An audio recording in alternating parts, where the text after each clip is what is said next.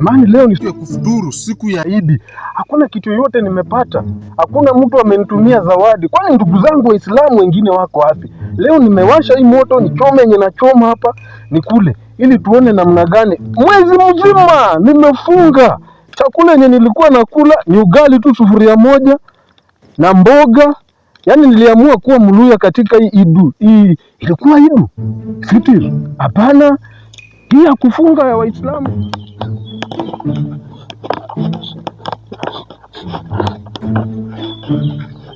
Haya, leo ni siku ya Waislamu. Leo nimekumbuka leo ni Friday. Leo ni Friday. Yaani kwa Kiswahili leo Ijumaa, siku ya Waislamu. Lakini unajua kuna msee hapa Muislamu apenda kuchinja huko hapo hivyo kwa nini? Kwa kichaka. Huyu mzee lazima nimkute. Anakuwa kwa kichaka fulani hapa hivi.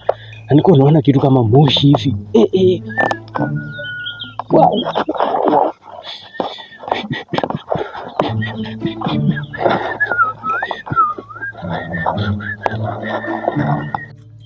Akbaru. Allahu Akbaru. Kwa jina la Yesu Bwana asifiwe ndugu. Wewe ngoja, umesahau leo ni siku gani? Leo ni Ijumaa. Ijumaa ni siku na leo ndio siku ya Idul Fitr. Sheria na masharti ya sisi Waislamu. Leo ni siku ya kufungua baada ya kufunga kwa miaka kwa mwezi mzima. Ngoja, mlifunga lini?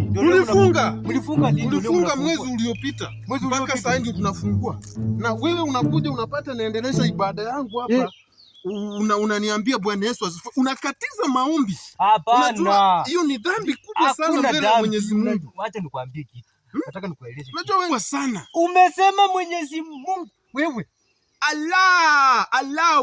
Mwenyezi Mungu ni kwa nyinyi wa Kristo. Na hiyo ni kwa Kiswahili. Lakini sisi kama kwa Kiarabu tunasema Allah. Allahu Akbar. Yaani Mungu ni mkubwa. From yesterday mpaka sasa uliasha moto. Si jana. Hii moto nimewasha usiku wa jana wa leo. Ilikuwa ni kuchoma nyama za leo. Lakini nilikuwa nimesema nitaalika watu wote, lakini kwa sababu ya tabia yako huwezi kuja unanikatiza bado ibada sijamaliza. Cha kukatiza nimesema sisi as a Christian we share. Na nyinyi mnasema aje? Sisi ukuje siku yenye tunakula ni kukula. Hatuna uchoyo. Lakini wewe umenikatiza kwa maombi. Hata ibada bado inaendelea. Nilikuwa nimeanza alikubar. Sasa ndio Allahu Akbaru. Allahu Akbaru. Allahu Akbaru. Kuna mapepo aina gani?